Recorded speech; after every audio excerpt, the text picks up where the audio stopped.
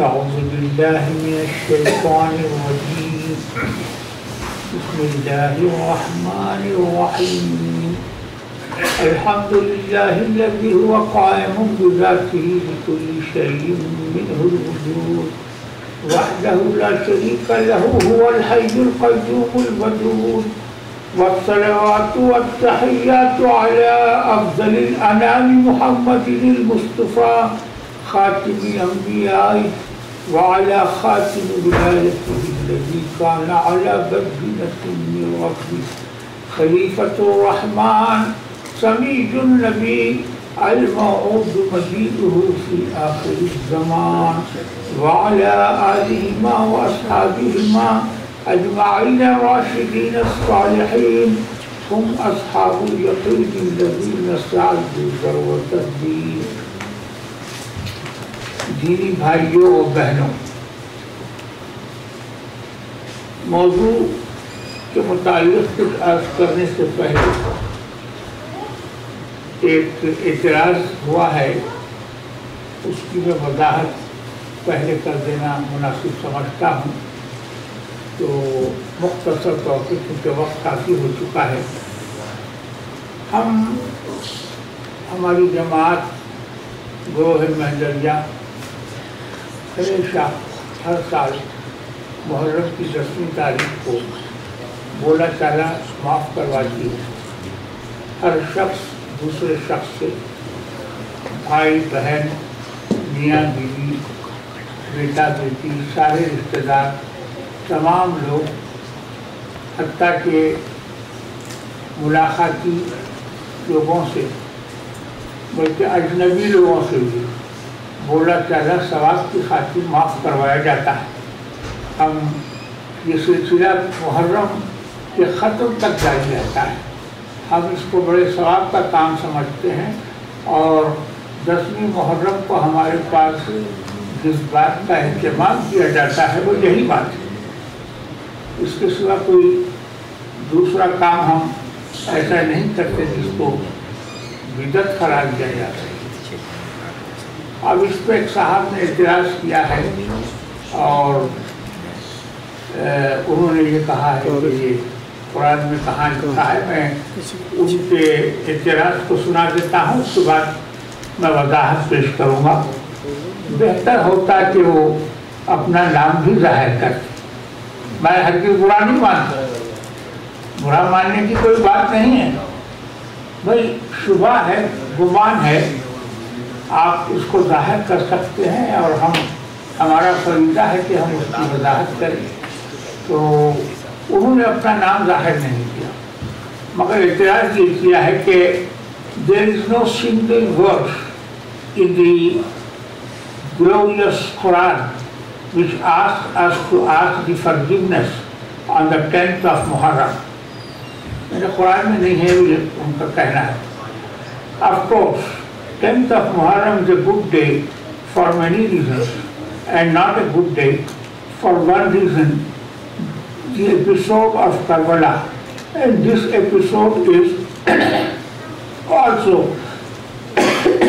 disputed and contradicted for many reasons.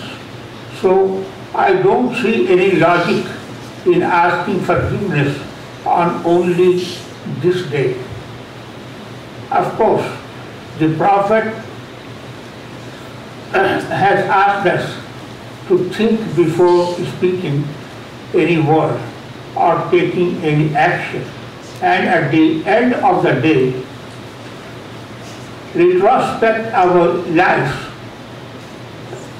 daily before going to bed and ask for the forgiveness daily and not only on one particular day.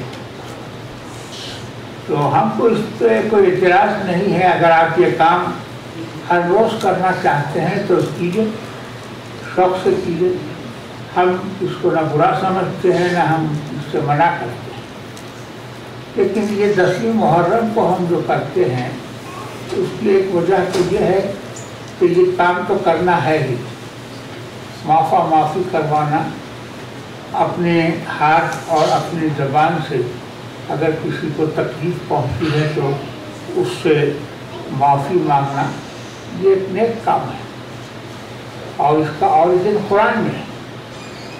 آپ کا یہ کہنا کہ قرآن میں there is not a single verse، تو یہ بات غلط ہے۔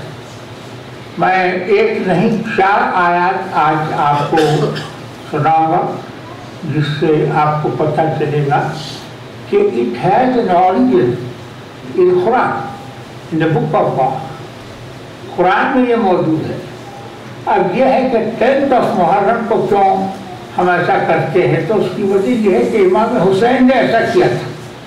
سماعی روایت ہے کہ امام حسین نے جب کوئی باقی نہیں رہا تھا مرد آدمی سوائے آپ کے اور امام زین العابدین کے، امام زین العابدین آپ کے فرزند بیمار تھے، اس لیے ان کو میدان جنگ میں بھیجا نہیں گیا، اور انہی کی نسل سے ساری امام حسین کی اولاد لاکھوں لوگ دنیا میں موجود ہیں۔ مگر امام حسین جب تشریف لے جانے لگے تو سماعی روایات یہ بتاتی ہیں کہ آپ نے اپنے لوگوں سے بولا چالا معاف کروایا۔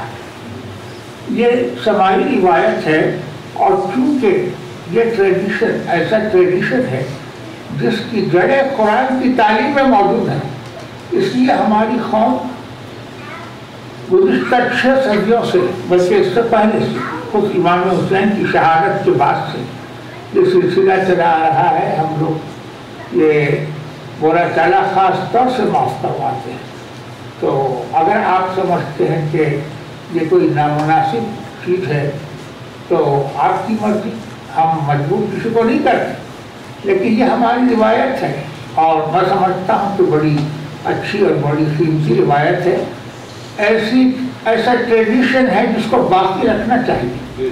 دیکھیے قرآن مجید کیا کہتا ہے، یا ایھا الذین آمنوا ان من ازواجکم واولادکم عدوا لکم فاحذروہم وان تعفوا واصفحوا وَإِن تَعْفُوا وَتَصْفَحُوا وَتَغْفِرُوا فَإِنَّ اللَّهَ غَفُورٌ رَحِيمٌ۔ اے ایمان والو، تمہاری بیویاں اور بچے تمہارے دشمن ہیں تو ان سے احتیاط رکھو، اور اگر انہیں معاف کرو اور درگزر کرو اور بخش دو تو بے شک اللہ بخشنے والا مہربان۔ تو قرآن خود یہ کہہ رہا ہے کہ ان تعفو و تصفحو و تغفروا، بولا چالا معاف کرانا یہی ہے، اور کیا ہے آپ غور فرمائیے۔ ایک جگہ آیا ہے فاعف عنہم واصفحوا، تو انہیں معاف کرو اور ان سے درگزر کرو۔ ایک جگہ آیا ہے وَلْيَعْفُوا وَلْيَصْفَحُوا الا تحبون ان یغفر اللہ لکم واللہ غفور رحیم، اور چاہیے، تم کو چاہیے کہ معاف کریں، دوسروں کو معاف کریں اور درگزر کریں۔ کیا تم نہیں چاہتے کہ اللہ تم کو معاف کرے؟ کیا تم نہیں چاہتے کہ اللہ تمہیں معاف کرے؟ اور اللہ بخشنے والا مہربان ہے۔ تو اور ایک آیت میں پیش کرتا ہوں، فَاعْفُوا وَاصْفَحُوا حَتَّى يَأْتِيَ اللَّهُ بِأَمْرِهِ إِنَّ اللَّهَ عَلَى كُلِّ شَيْءٍ قَدِيرٌ۔ تو تم اس کو چھوڑ دو اور درگزر کرو جہاں تک کہ اپنا حکم لے آئے۔ تو 4 آیتیں قرآن مجید کی میں نے آپ کو سنائی، اس سے آپ کو معلوم ہوا کہ اللہ تبارک و تعالیٰ مومنین کو حکم دے رہا ہے معاف کرنے کا، بخشنے کا، یہ حکم دیا جا رہا ہے۔ معاف کرانا تو ہر روز آپ کہتے ہیں کہ بستر پہ جانے سے پہلے کرنا چاہیے، تو آپ اگر یہ کر سکتے ہیں تو کیجیے۔ ہم تو ہر آدمی سے بولا چلا معاف کرواتے ہیں 10ویں محرم، اور یہ کام بے شک اس وقت ہونا چاہیے جب آپس میں کوئی لڑائی جھگڑا ہو جائے، خاص طور سے یعنی کوئی تکرار ہو، کوئی گفتگو ہو، ایک آدمی دوسرے آدمی پہ زیادتی کرے یا دونوں ایک دوسرے پہ زیادتی کریں، تو ان کو چاہیے کہ مومن ہونے کے ناطے ایک دوسرے سے معافی کرائیں. اسی کو ہم مولا تعالیٰ معاف کرنا کہتے ہیں. یہ جتنا جلدی ہو اتنا اچھا ہے، اور اگر یہ روز ہو تو بہت اچھا ہے. مگر میں سمجھتا ہوں کہ اگر روز روز ہو تو اس کی کوئی اہمیت باقی نہیں رہے گی. یہ بھی تو غور کرنا چاہیے. روز روز تو کیجیے، مگر ایسا نہ ہو کہ محض ایک رسمی بات بن کے رہ جائے. 10ویں محرم کو کروانے کی وجہ میں نے آپ کو بتائی کہ یہ سماعی روایات ہیں کہ حضرت سیدنا امام حسین رضی اللہ عنہ نے اپنے اہل بیت سے اور تمام وہ لوگ جو آپ کے ساتھ آپ کے قافلے میں شامل تھے ان سب سے اپنا مولا تعالیٰ معاف کروایا. اس کے بعد میدان جنگ میں آپ تشریف لے گئے. تو ہم چاہتے ہیں، امیدوار ہیں کہ آپ کے طفیل، آپ کے صدقے سے ہم کو آپ کو اللہ تبارک و تعالیٰ نے جو نیکی اور جو سعادت اور اللہ کے دین پر عمل کرنے کی توفیق عطا فرمائی تھی، اس کا کچھ حصہ ہم کو بھی نصیب ہو جائے. تو یہ ایک طریقہ ہے امام حسین کو بھی یاد کرنے کا، اور ایک طریقہ ہے آپس میں دلوں کو صاف کر لینے کا کہ جتنا ہو اچھا. تو میرے بھائی دین صاحب نے بھی اعتراض کیا ہے. مجھے ان کی شخصیت سے نہ کوئی تعلق ہے نہ مجھے اعتراض. میں نے ان کی بات کا ہرگز برا نہیں مانا، بالکل برا نہیں مانا. آپ نے میرے آرٹیکل کی بنا پہ یہ بات کہی ہے، مگر میں اس کو برا نہیں مانتا. اس لیے نہیں مانتا کہ یہ برا ماننے کی بات نہیں ہے، مگر آپ کو یہ معلوم ہونا چاہیے کہ اس کا اوریجن قرآن مجید ہے. تو اس طریقے کو، اس نیک طریقے کو جاری رہنا چاہیے، اس کو باقی رکھنا چاہیے. ہماری آنے والی نسلوں میں اس کو رائج کرنا چاہیے، کیونکہ اس سے دلوں کی صفائی ہوتی ہے، آپس میں محبت اور تعلقات بڑھتے ہیں. اس لیے مولا تعالیٰ معاف کرنا چاہیے. اگر آپ کثرت سے کروانا چاہتے ہیں تو اور اچھا ہے، مگر جیسا کہ آپ نے کہا کہ ہر روز بستر پہ جانے سے پہلے ہونا چاہیے، تو اگر یہ پریکٹیکلی پاسبل ہے تو آپ ضرور کیجیے. میں منع نہیں کرتا، مگر یہ ہے کہ ہم جو 10ویں محرم کو کرتے ہیں کم سے کم ایک دن سال بھر میں، تو یہ طریقہ جو ہے اس کو نہ صرف باقی رکھنا چاہیے بلکہ اس کو اپنی آنے والی نسلوں تک پہنچانا چاہیے، کیونکہ یہ ایک بڑی قیمتی، بڑی نایاب چیز ہے جو ہماری اس چھوٹی سے گروہ میں موجود ہے، اور صدیوں سے، نسلوں سے ہم یہ کرتے آئے ہیں، اور انشاءاللہ قیامت تک یہ کرتے رہیں گے. اب یہ جو آج کی سیدنا امام حسین کی شہادت کا واقعہ ہے، تو متعلق آپ نے کافی تقریریں اور ضروری باتیں سنی لی ہیں. مجھے کچھ زیادہ کہنا نہیں ہے، مگر میں چند باتیں شہادت کے طور پہ آپ کو سناتا ہوں. قرآن مجید میں اللہ تبارک و تعالیٰ فرماتا ہے وَاسْتَفْتَحُوا وَخَابَ كُلُّ جَبَّارٍ عَنِيدٍ. وَاسْتَفْتَحُوا، انہوں نے فتح مانگی، انہوں نے مدد مانگی. مدد مانگی کس سے؟ اللہ سے. وَقَدْ خَابَ كُلُّ جَبَّارٍ عَنِيدٍ، ہر جبار اور عنید وہ ناکام ہو گیا، نامراد ہو گیا. جبار کہتے ہیں جبر کرنے والے، جبر کے معنی ہے زیادتی کرنا، اور عنید کہتے ہیں اناد رکھنے والے. اناد کے معنی ہے دشمنی رکھنے. دشمنی کے ساتھ جو زیادتی کرتا ہے وہ نامراد ہو گیا، یہ فرما رہا ہے باری تعالیٰ. تو پورا واقعہ کربلا اس آیت کے تحت آ جاتا ہے. مختصر طور پہ عرض کر رہا ہوں کیونکہ ان مظلوموں نے اللہ سے مدد مانگی تھی، ان مظلوموں نے اللہ کو پکارا تھا، اللہ سے دعا کی تھی، اور اس کا نتیجہ یہ ہے کہ اللہ نے ان کو سربلندی عطا کی، کامیابی عطا کی. دیکھیے ایک ہے چیزوں کو ظاہری طور پہ دیکھنے کا ڈھنگ، عادت، ظاہری اسباب کی نگاہ سے لوگ دیکھتے ہیں، اور ایک نگاہ وہ ہوتی ہے جو اس کی تہ میں اترتی ہے اور حقیقت کو پا لیتی ہے۔ بظاہر امام حسین آپ کا سارا قافلہ رک گیا، ظاہری نگاہوں سے دیکھا جائے تو آپ کو یہ بہت بڑی ناکامی نظر آتی ہے، مگر اللہ کے ہاں یہ بہت بڑی کامیابی تھی۔ اللہ نے اس کو دوام بخشا، اس کو ہمیشگی عطا فرمائی۔ یہ غور کرنے کی بات ہے۔ امام حسین کا سر جب قلم کیا گیا، تن سے سر جدا کیا گیا، تو اس کو فوراً نیزے پہ اونچا کر دیا گیا۔ یزید کا سارا لشکر خوشیوں سے ناچنے لگا۔ آپ کے سر مبارک کو نیزے پہ رکھ کے اونچا کر دیا گیا، اٹھا دیا گیا۔ وہ سمجھ رہے تھے کہ یہ ان کی کامیابی ہے،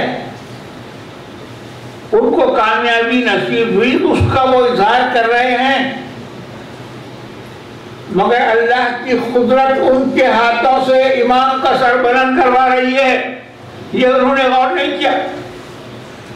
اللہ کی قدرت، اللہ کی طاقت، وہ قادر ہے، وہ قدیر ہے، اس کی قدرت ہمارے خواب و خیال، ہمارے اندازے سے بہت باہر ہے۔ یزید کی فوجیں یہ سمجھ رہی تھیں کہ امام حسین کا سر مبارک نیزے پہ اٹھا کے ان کو اپنی فتح کا اعلان کرنا چاہیے، تو انہوں نے اپنی فتح کا اعلان سمجھ کر کیا کیا؟ سر مبارک بلند کر دیا، تو اللہ نے سر مبارک کو قیامت تک کے لیے بلند کر دیا۔ آپ نے غور فرمایا، یعنی یہ سر ایسا بلند ہوگا، ایسا بلند ہوگا کہ قیامت تک اس کی بلندیوں کو دنیا صرف دیکھتے ہی رہ جائے گی۔ غور کرنے کا مقام ہے، سوچنے کا مقام۔ اب یہ لوگ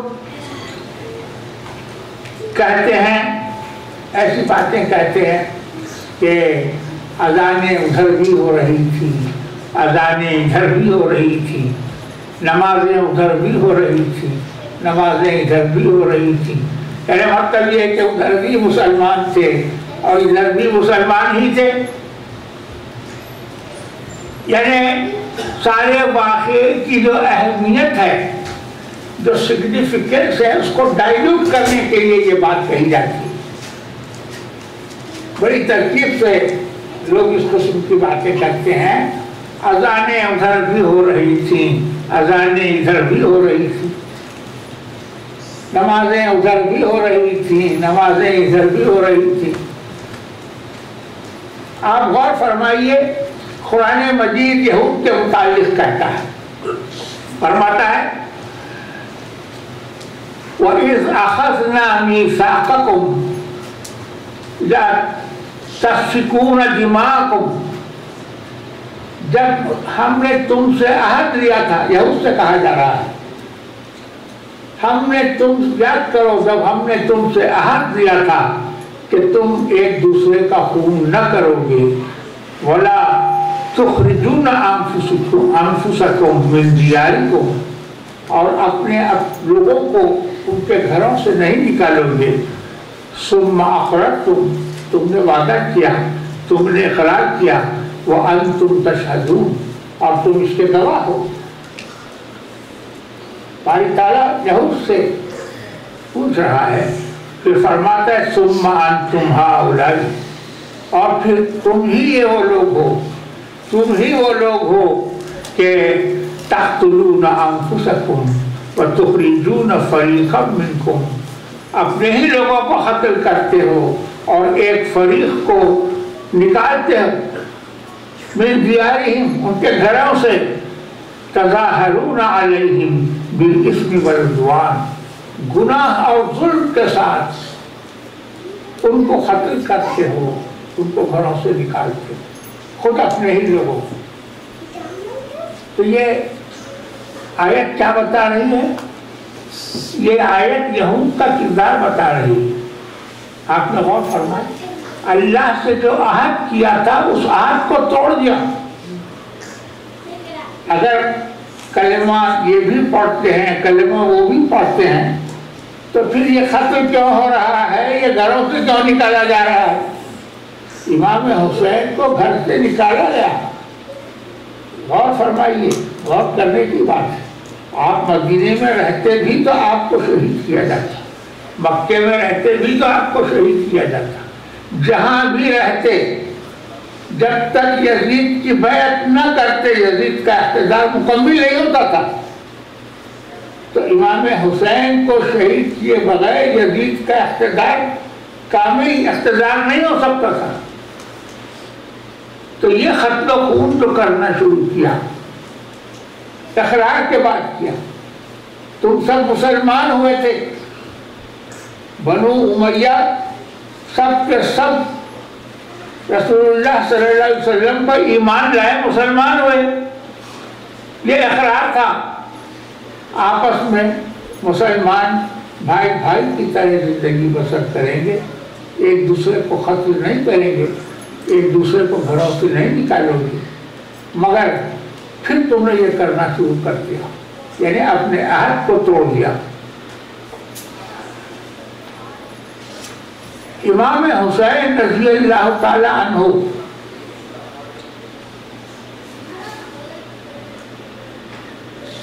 یزید کے ہاتھ پر بیعت کرنے کے لیے تیار نہیں تھے۔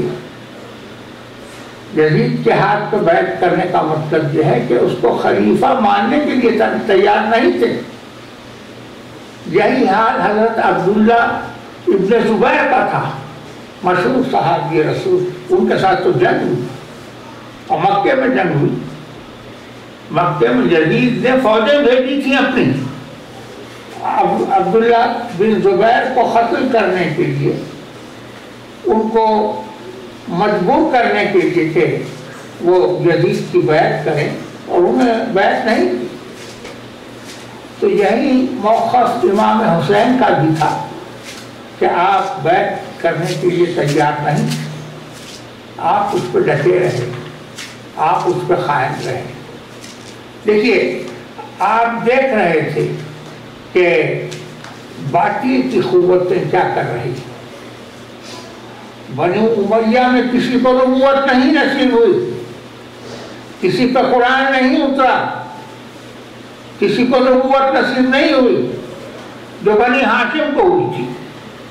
آپ غور فرما رہے ہیں، یہ ہے رائیولری کا سبب، یہ ہے حسد اور بغض اور اناد۔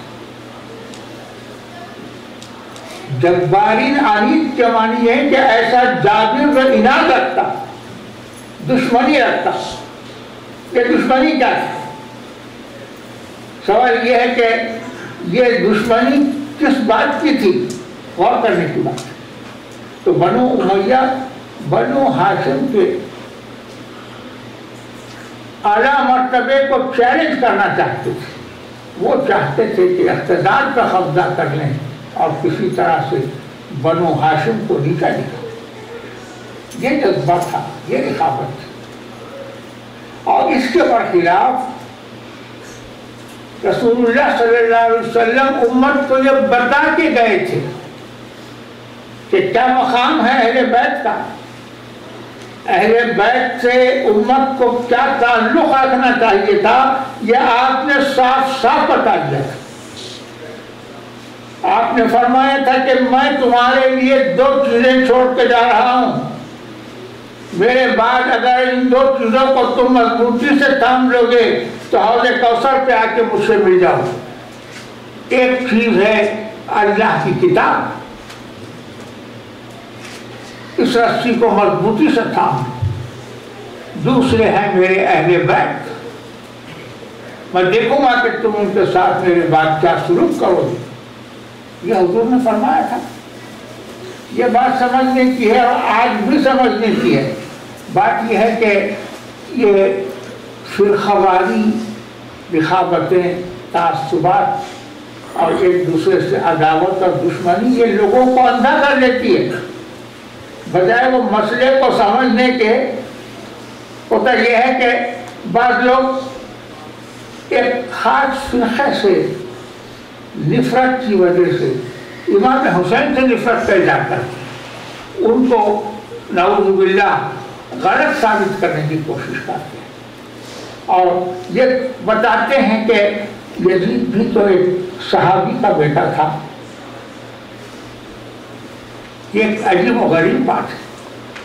آپ غور فرمائیے کہ قرآن میں نوح کے بیٹے کے متعلق اللہ نے کیا فرمایا؟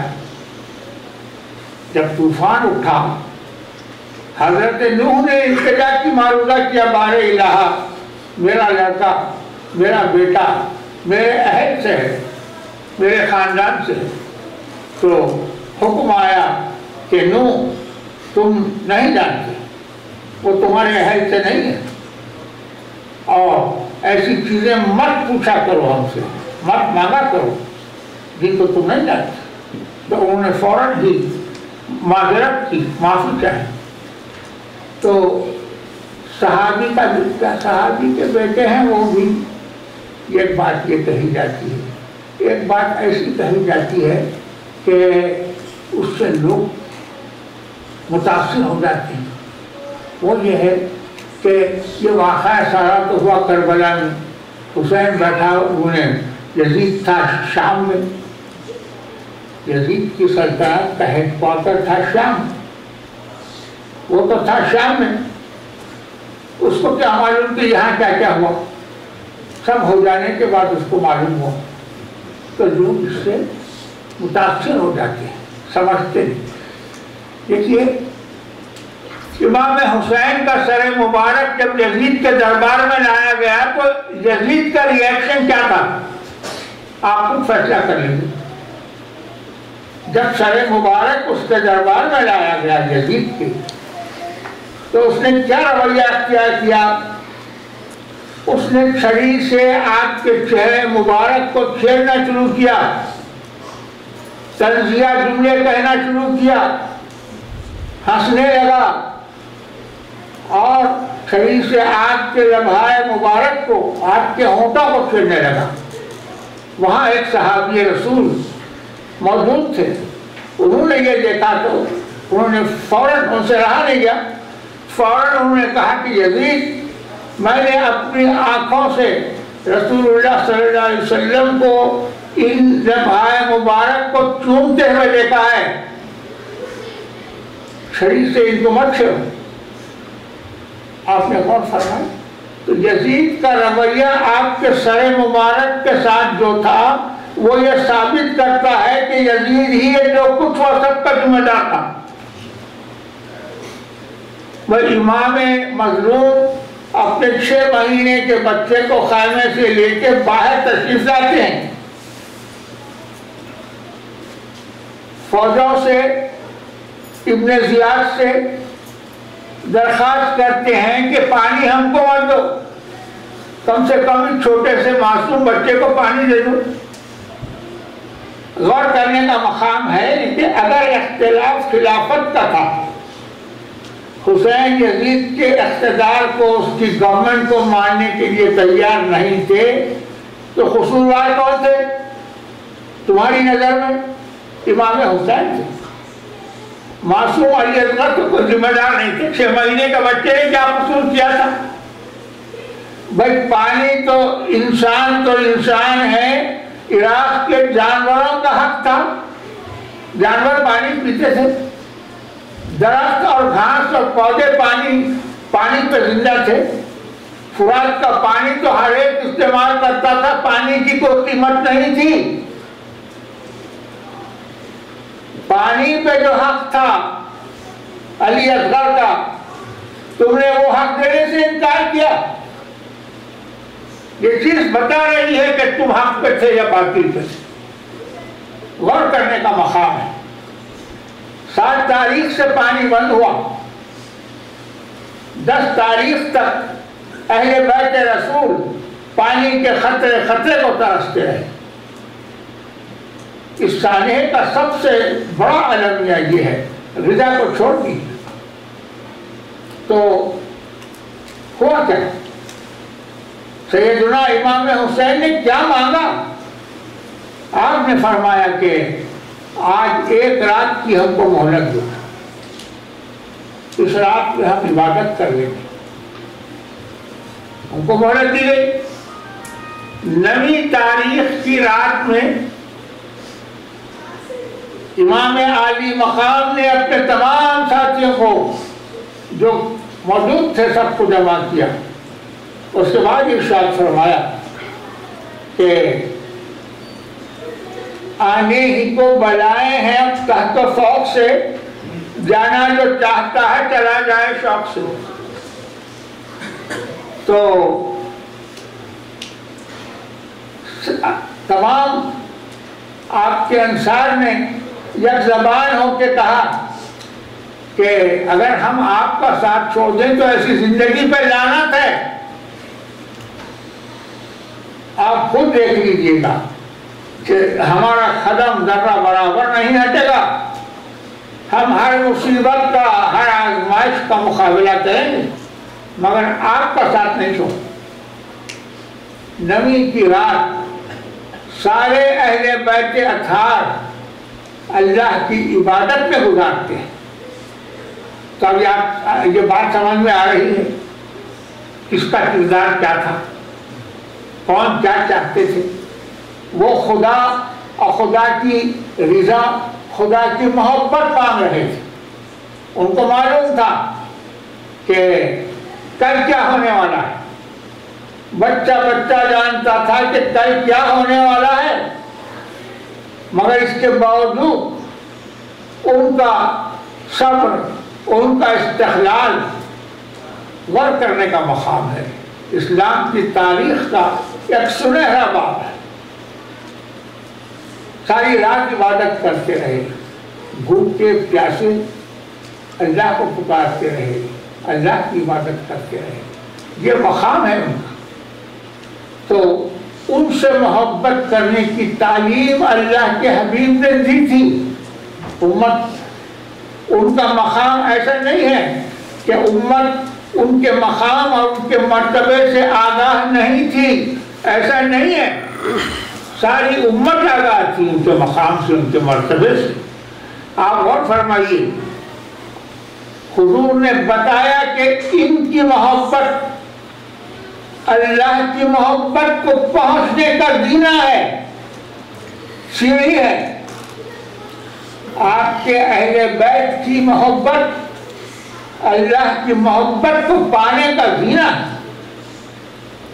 ارشاد ہوتا ہے کہ عن ابن عباس رضی اللہ عنہ قال قال رسول اللہ صلی اللہ علیہ وسلم احب اللہ لما یغزوکم من نعمت۔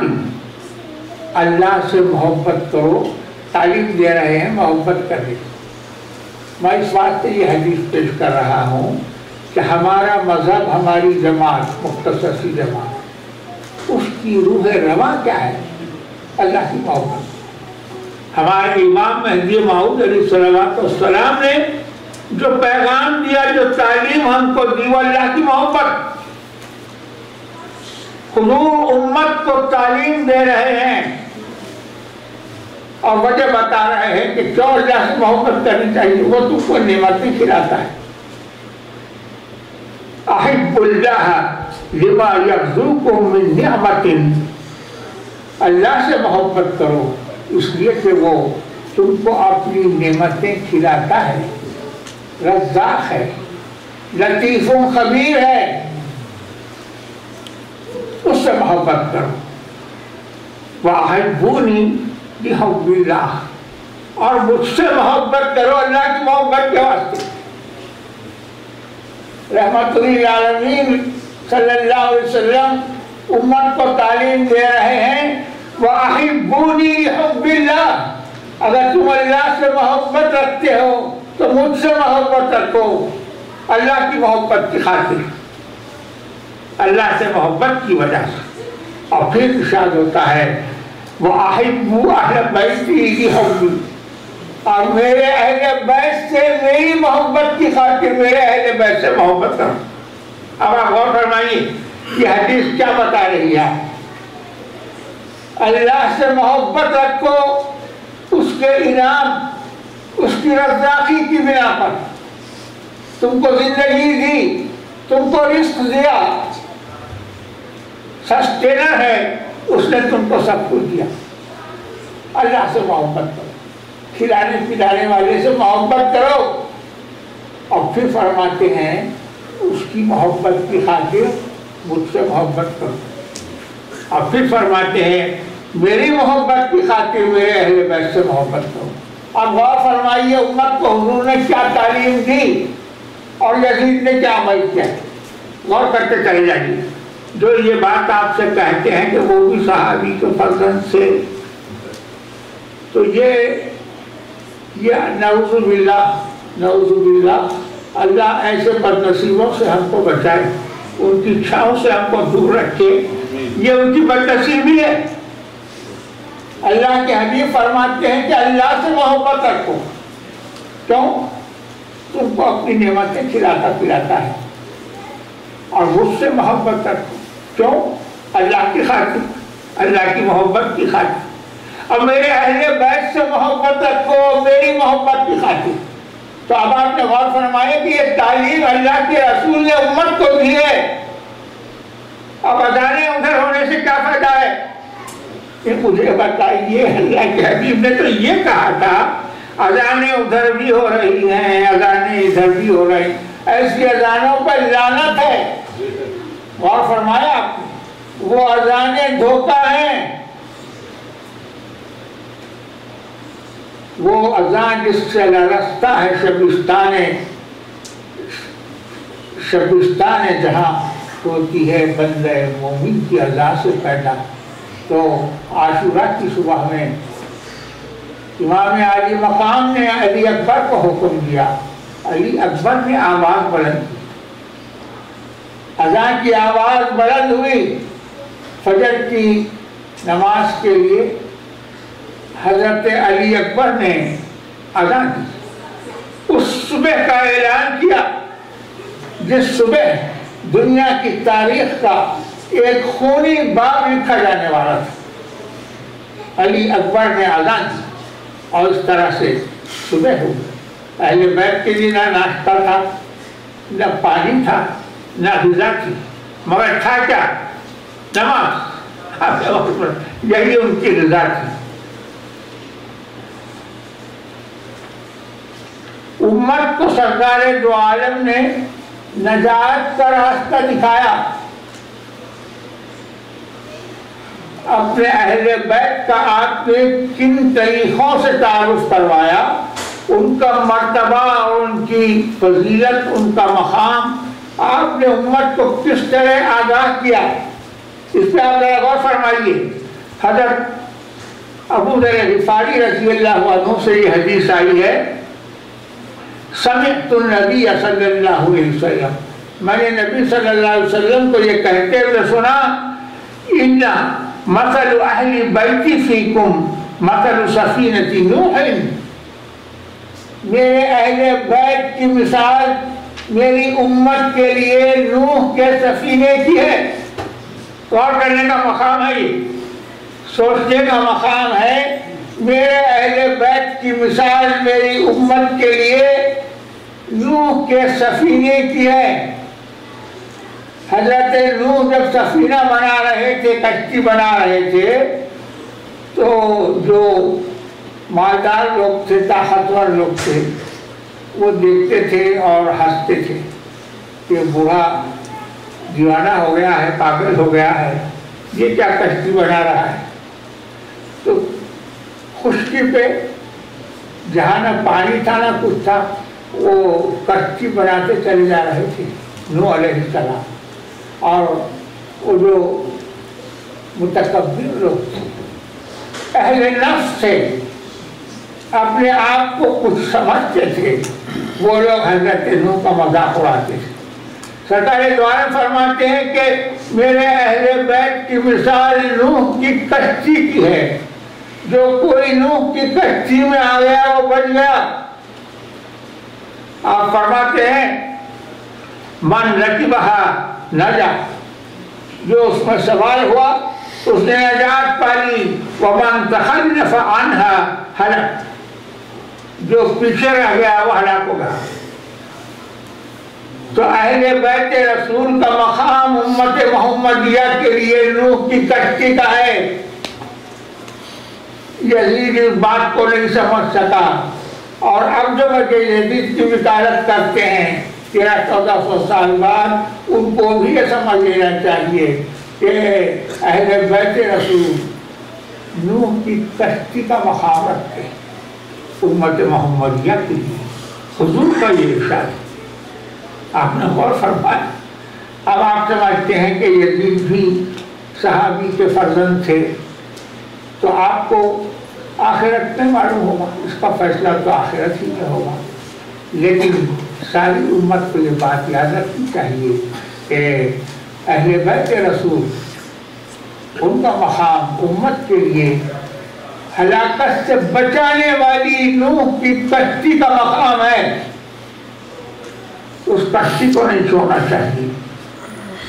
عن زید بن ارقم قال قال رسول اللہ صلی اللہ علیہ وسلم لعلی وفاطمہ والحسن والحسین،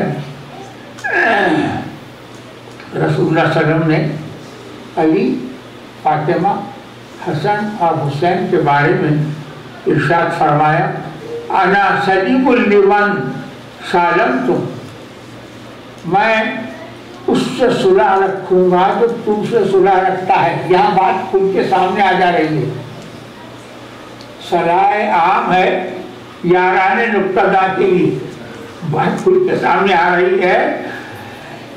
حضور فرماتے ہیں، زید بن ارقم کی روایت ہے کہ میں اس سے صلح رکھوں گا جو تم سے صلح رکھے گا۔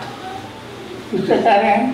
علی، فاطمہ، حسن اور حسین، ان کو مخاطب کر کے فرما رہے ہیں کہ میں اس سے صلح رکھوں گا جو تم سے صلح رکھے گا۔ وَحَرْبٌ لِمَنْ حَارَبْتُمْ، اور میں اس سے لڑوں گا جو تم سے لڑے گا، اس سے لڑوں گا جو تم سے لڑے گا۔ تو آپ غور فرمائیے کہ یزید کی لڑائی اس نے کس سے لڑی؟ ظاہری آنکھیں تو یہی دیکھ رہی ہیں کہ امام حسین بے یار و غار مدینے سے نکلے مکہ آئے، مکے سے نکلے کوفہ آئے، کوفے سے نکلے کربلا آئے۔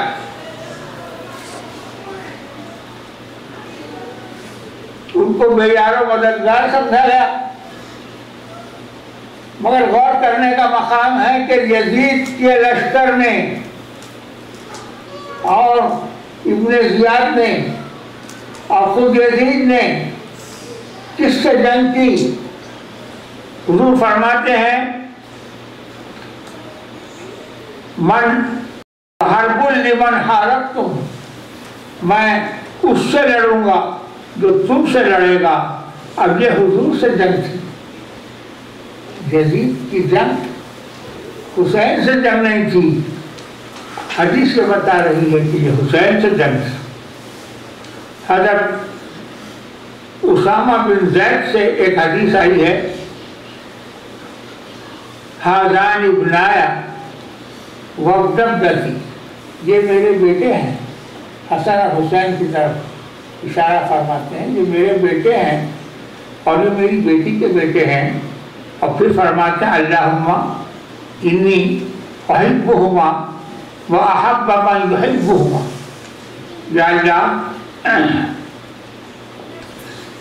اللہ میں ان دونوں سے محبت رکھتا ہوں، تو تو بھی ان سے محبت فرما اور اس شخص سے بھی محبت فرما جو ان سے محبت رکھتا ہے۔ یہ حضور کی دعا ہے، یہ نکتہ ہے، سمجھنے کی بات ہے۔ حضور کی دعا ہے کہ جو ان سے محبت رکھتا ہے، بارے الہ تو ان سے محبت رکھ۔ تو اگر کوئی اللہ کی محبت کا طلبگار ہے تو اس کو اہل بیت سے محبت رکھنی چاہیے، نہ کہ یزید سے۔ بات سمجھنے کی ہے. حضرت ابو سعید خدری رضی اللہ تعالیٰ عنہ سے حدیث آئی ہے الحسن والحسین سیدہ شباب اہل الجنہ. حسن اور حسین اہل جنت کے نوجوانوں کے سردار ہیں. یہ حدیث مشہور و معروف حدیث. اہل جنت کے نوجوانوں کے سردار ہیں. ایک صاحب نے اس میں ایک نقطہ نکالا. انہوں نے کہا کہ ایک اور حدیث میں آیا ہے کہ جتنے لوگ جنت میں جائیں گے سب کے سب نوجوان ہو جائیں گے. تو پھر یہ دونوں ہی نوجوان رہیں گے کیا؟ یہ بات پیدا کی انہوں نے. میں نے ان سے عرض کیا آپ ذرا غور کرتے تو آپ کو سمجھ میں آتا کہ مرنے والوں میں جو بوڑھے، کیا بوڑھے نہیں ہوں گے؟ بوڑھے بھی تو ہوں گے. جنت میں جا کے نوجوان ہو گئی اور بات ہے، مگر بوڑھے نہیں ہوں گے، نہیں مریں گے اور جنت میں نہیں جائیں گے. تو کہنے کا مطلب یہ ہے کہ کوشش کرتے ہیں کہ کچھ نہ کچھ اس میں چیڑ نکالی جائے. یعلا بن مرہ ان سے ایک روایت ہے، یہ حدیث بڑی اہم حدیث ہے. حسین منی وانا من حسین. جو بات یاد رکھنے کی ہے، سمجھنے کی ہے. حسین منی، حسین مجھ سے ہیں. یہ بات تو ہر ایک کی سمجھ میں آ جاتی ہے کیونکہ حسین آپ کے نواسے ہیں، حسین آپ کی چہیتی بیٹی کے بیٹے ہیں، اور یہ ہے کہ حسین آپ کی آل ہیں. یہ اس لیے آپ فرما رہے ہیں کہ حسین منی، حسین مجھ سے ہے، آپ یہ فرما رہے ہیں. حالانکہ یہ سمجھنا بالکل ظاہری سمجھنا ہے. آپ غور فرما رہے ہیں. اور یہ سمجھنا اس لیے ظاہری ہے کہ صرف نسلی اعتبار سے حسین مجھ سے نہیں فرما رہے ہیں حضور. منی کا مطلب یہ ہوتا ہے، یہ لفظ جو آتا ہے اس کا مطلب یہ ہوتا ہے کہ وہ میری تعلیم پہ عمل کرتے ہیں. حسین میری تعلیم پہ، میرے احکام پر عمل کرتے ہیں، اس لیے حسین منی فرما رہے ہیں. آپ کہیں گے کہ یہ بات آپ نے کہاں سے نکالی، اس کی دلیل کیا ہے؟ تو قرآن میں آیا ہے من اتبعنی فہو منی. جس نے میری اتباع کی وہ مجھ سے ہے. ابراہیم علیہ السلام فرماتے ہیں من اتبعنی فہو منی، جس نے میری اتباع کی وہ مجھ سے. امامنا مہدی موعود علیہ السلام نے یہ شعر ایک دفعہ پڑھا، گر بامانی ہو در یمانی پیش منی ور بیمانی ہو پیش منی در یمنی.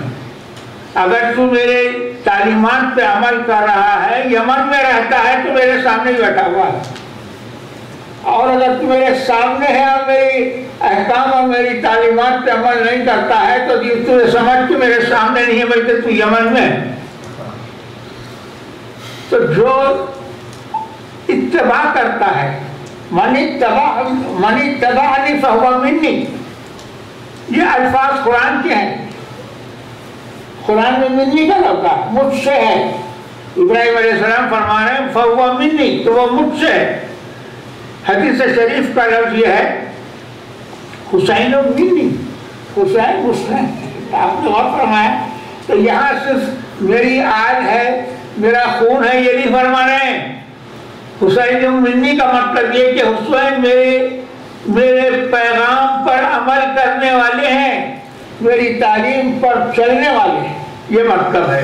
وہ انا من حسین کا مطلب کیا ہے؟ یہ غور کرنے کا مقام ہے، سوچنے کا مقام ہے. بس یہ تو سمجھ میں آ گیا ہماری کہ حسین مجھ سے ہے، حضور فرما رہے ہیں، بات صاف سمجھ میں آ رہی ہے. مگر انا من حسین کا کیا مطلب ہے؟ میں حسین سے ہوں. تو اس کو سمجھنے کے لیے ولی کامل حضرت خواجہ معین الدین چشتی رحمت اللہ علیہ کا ایک خطہ میں آپ کو سناتا ہوں، یہ بات سمجھ میں آ جائے گی. انا من حسین، میں حسین سے ہوں. سرکار دو عالم کے یہ الفاظ، اس کا کیا مطلب، اس کی تفسیر کیا ہے؟ تو حضرت خواجہ رحمت اللہ علیہ فرماتے ہیں دین است حسین و دین پناہ است حسین. حسین دین ہے اور دین کو پناہ دینے والے. دین است حسین اور دین پناہ است حسین. شاہ است حسین اور شاہ است حسین و بادشاہ است حسین. دین است حسین اور دین پناہ است حسین. سر داد و نداد دست در دست یزید. سر دے دیا مگر اپنا ہاتھ یزید کے ہاتھ میں نہیں دیا، یعنی بیعت نہیں کی. سر داد و نداد دست در دست یزید. حقہ کے بنا لا الہ است حسین.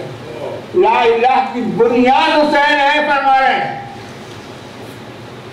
ولی روشن ضمیر حضرت خواجہ معین الدین چشتی رحمت اللہ علیہ نے اس راز کو کھولا ہے. انا من حسین جو سرکار دو عالم فرما رہے ہیں دنیا کی سمجھ میں آنے والی بات نہیں ہے. کیسے سمجھیں گے ہم جیسے جاہل لوگ کیا سمجھیں گے؟ میں حسین سے ہوں یہ سمجھ میں حضور فرما رہے ہیں. حسین مجھ سے ہے ہم نے کسی نہ کسی سے سمجھ لیا، لیکن میں حسین سے ہوں. انا من حسین، میں حسین سے ہوں. حضور کا یہ جو ارشاد ہے اس کو خواجہ صاحب سمجھا رہے ہیں. سر داد و نداد دست در دست یزید. حقہ کے بنا لا الہ است حسین. لا الہ کے بنا حسین ہے فرماتے.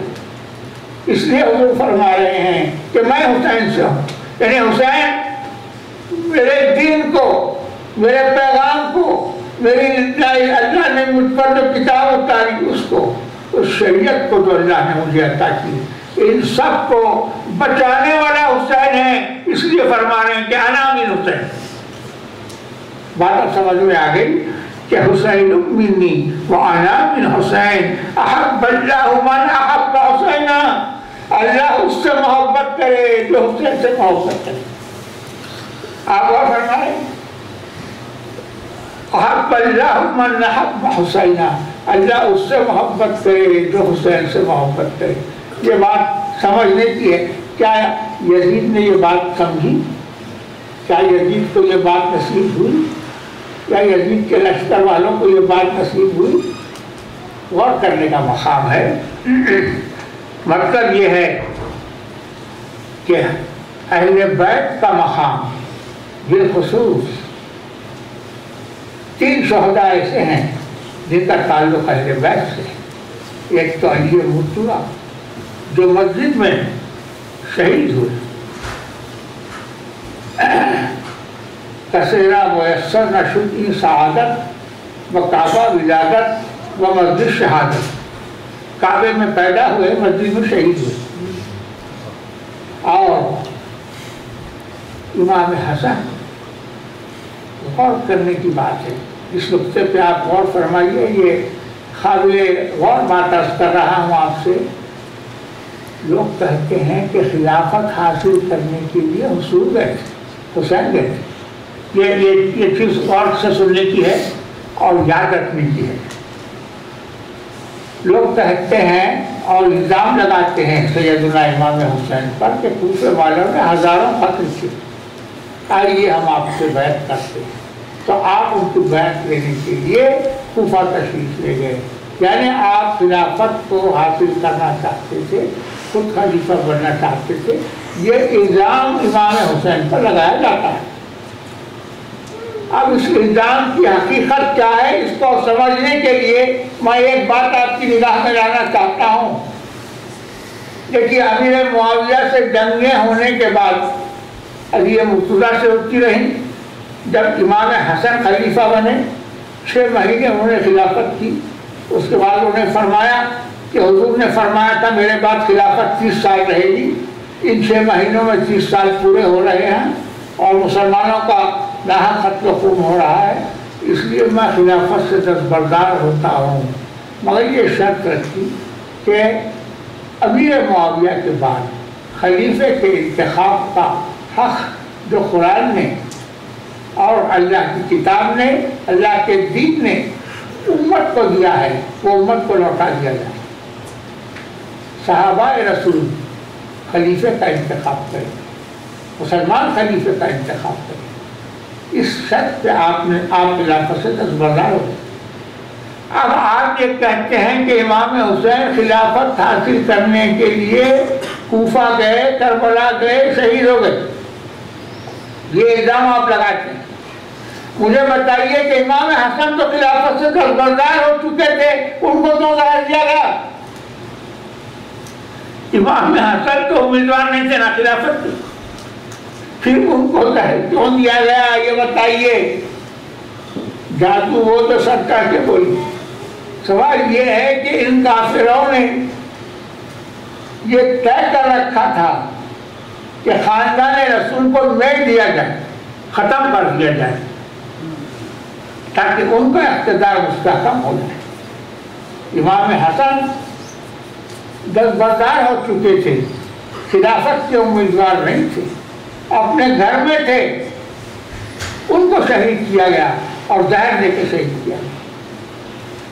کیوں کیا گیا؟